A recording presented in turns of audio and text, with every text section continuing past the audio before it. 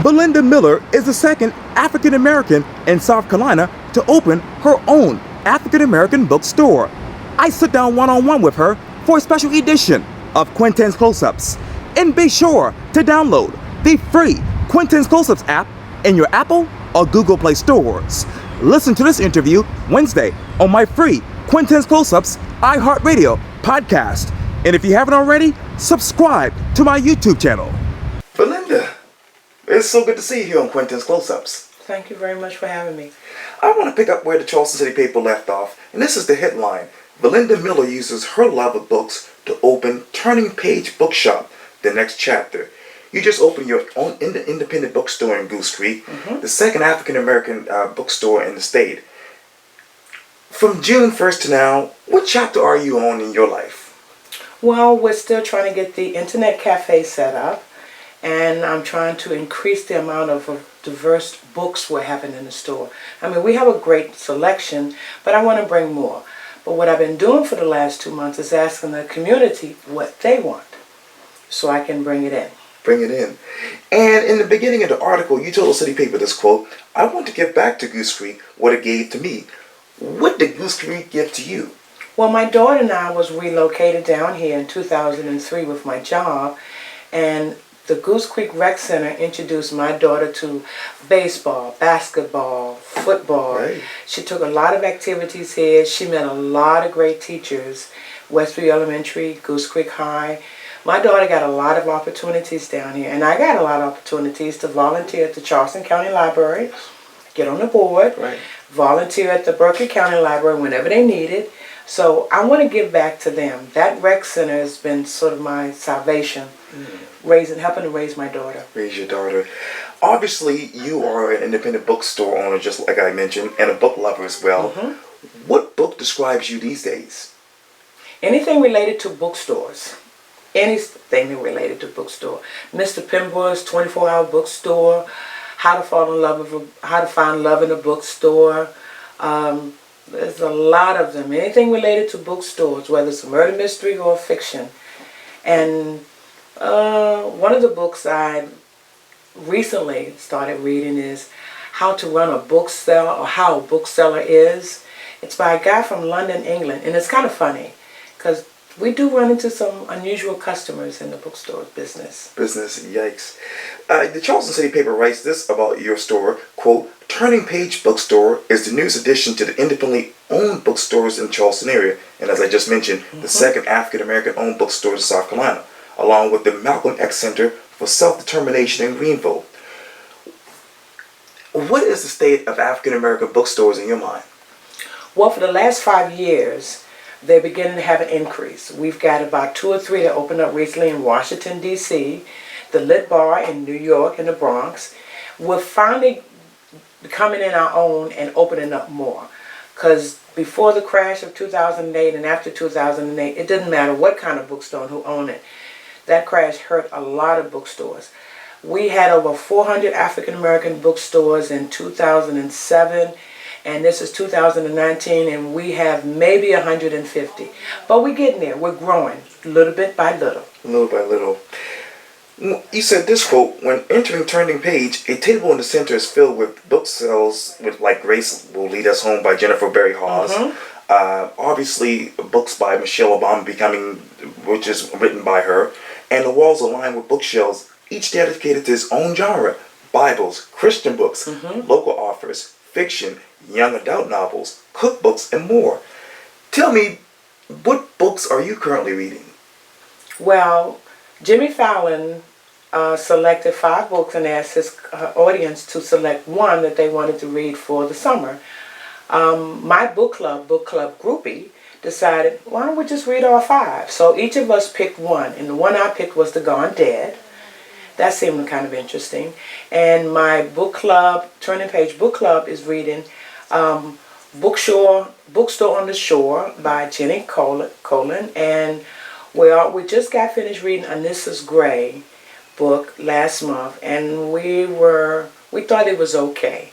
So that's only one of many I'm reading. I'm usually reading 4 or 5 books at one time. Wow. Usually something, my Kowalski about podcasting and profit. Anything by Dave Ramsey. Anything by Francine Rivers. Anything by Rashonda Tate Billingsley. And of course, everybody's going to reread anything by Toni Morrison. Sure. Connie Briscoe. She has not nothing recent, but she's from my area. I was born and raised in Washington, D.C. And she has a book called PG County. So I'm going to go back and read that. So that's good. I love to read books, especially from Washington, D.C. or the surrounding areas. I love Prince George's County. You talk about Toni Morrison. Obviously, she passed away last week. Yes. Where are you emotionally? That hurt. We do not have many strong, intelligent, beautiful, and engaging African American authors. And she's one of the last. I mean, Zora Neale Hurston. We do have Nikki Giovanni, right. And we have some of the great ones here, but we've lost James Baldwin, Chester Himes, right. And Eric Jerome Dickey, even though he has fiction books. I mean, we just need more writers like her. Because, you know, when you read a Toni Morrison book, you can't read it in one night. Right. You can't read it in one day. It's one of those books that you have to have a glass of wine, a cup of coffee, and you have to read it and chew on it and think on it and analyze it and get what she's trying to say. Because she is saying it, and it's difficult for some people to understand it, but once you read it 3 or 4 times, it just clicks.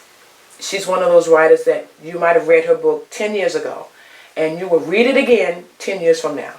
All of her books you will continue to read 10 years, 15, 20 years from now. Because she does that to you. It doesn't matter who you are. You just sit there and can't believe that she wrote that. And what she did to write it and the struggles she went through, raising her sons alone. And she was one of the first African-American women in a publishing company. Right. And, I mean, beloved, even though it was changed into a movie, and I thought the movie was okay, but any movie coming from a book, the book is always better.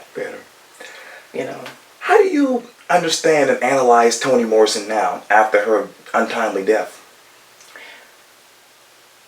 I'm going to push more of her works into people's hands, especially high school kids. I think they need to start reading it in high school. And of course they're going to go, really? That's too hard. This is too gross. I said, well, finish it. And then when they get to be 25 and 30, they go, they're not going to forget it. I think they're going to come back and reread it and reread it.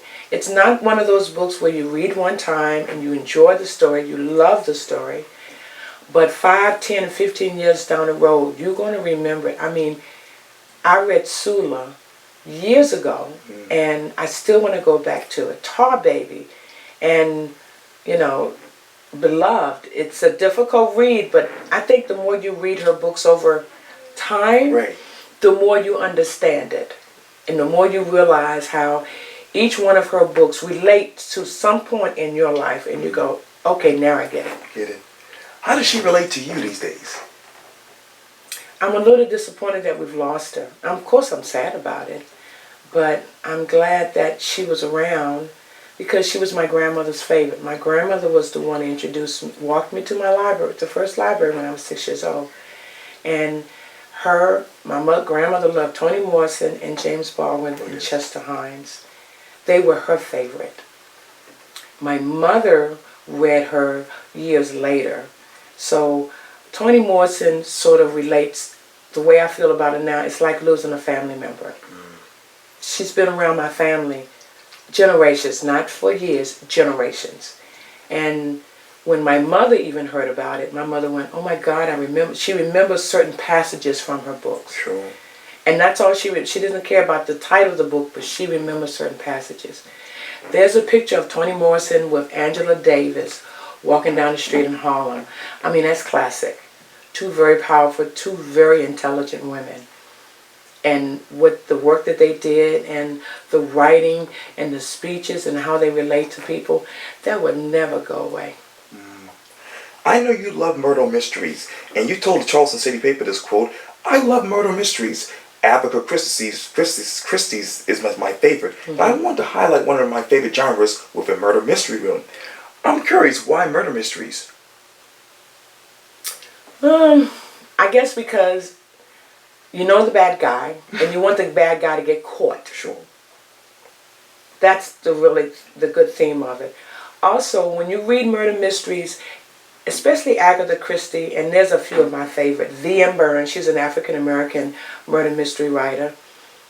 Every one of her books got a unique character that you can relate to or that you know from home or one of your friends. Every murder mystery book that I've ever read, I know somebody like that. I know somebody who has done that, who feels like that, because murder mysteries are very emotional.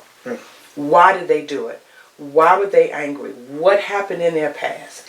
And to me, murder mystery relates to African American history. Why we are the way we are now.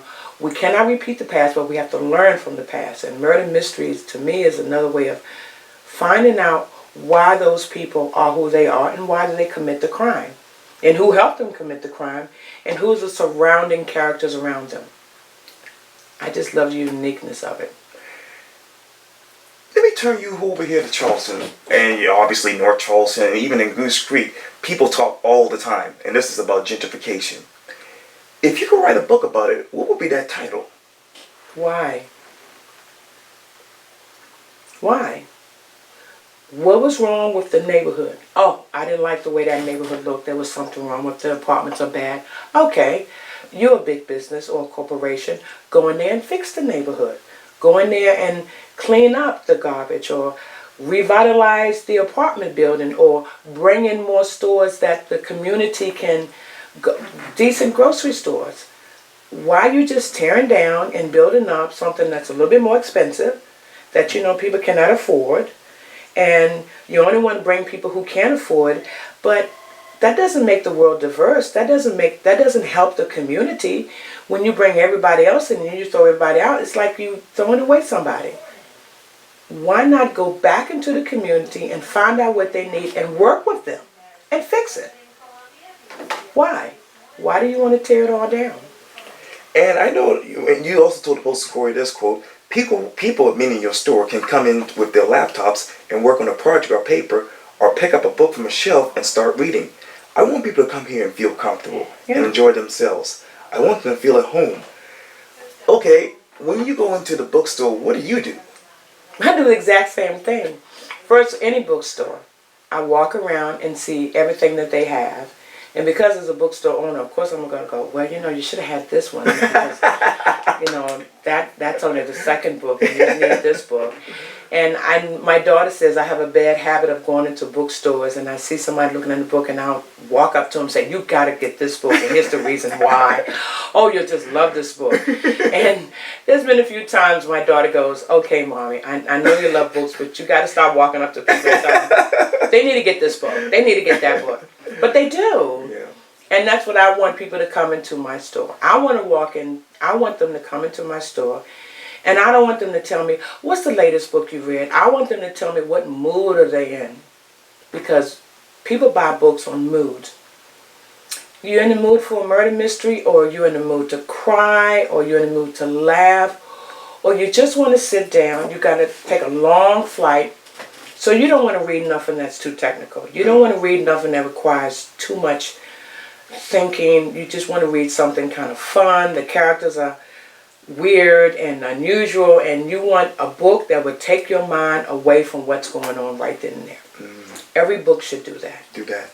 Let me reread your Charleston City paper quote again. You said this quote, people can come in with their laptops and work on a project or a paper, or pick up a book from a shelf and start reading.